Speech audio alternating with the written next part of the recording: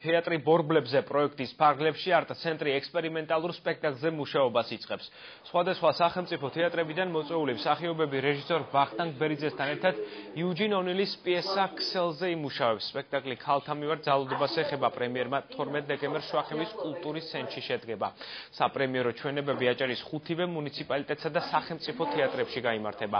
პროექტი თეატრი ბორბლებზე აჭარის განათლების, კულტურისა და სპორტის სამინისტროს დაფინანსებით ხორციელდება.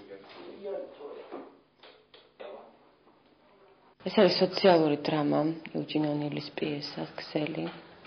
მთავარ როლში არის ქალი, რომელიც არის ოჯახში ძალადობის მსხვერპლი მეუღლის მხრიდან. ძალიან ტრაგიკული პიროვნება არის, ძალიან ფსიქოლოგიური როლი არის, რთული როლია ძალიან.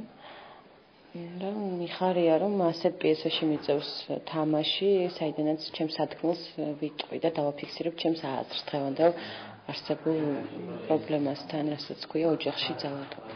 ამით ვაჩვევთ მაყურებელსაც, ამით ვაჩვევთ საზოგადოებასაც, რომ მუნიციპალიტეტისთვის აუცილებელია თეატრი, იმიტომ რომ ეს არის ხელოვნების ის სფერო, რომელიც ადამიანებს ბევრ რამეზე ესაუბრება და ადამიანების სარკეა. სპექტაკლიც სწორედ ეხება დღეისთვის ძალიან აქტუალურ ქალთა ძალადობის თემას.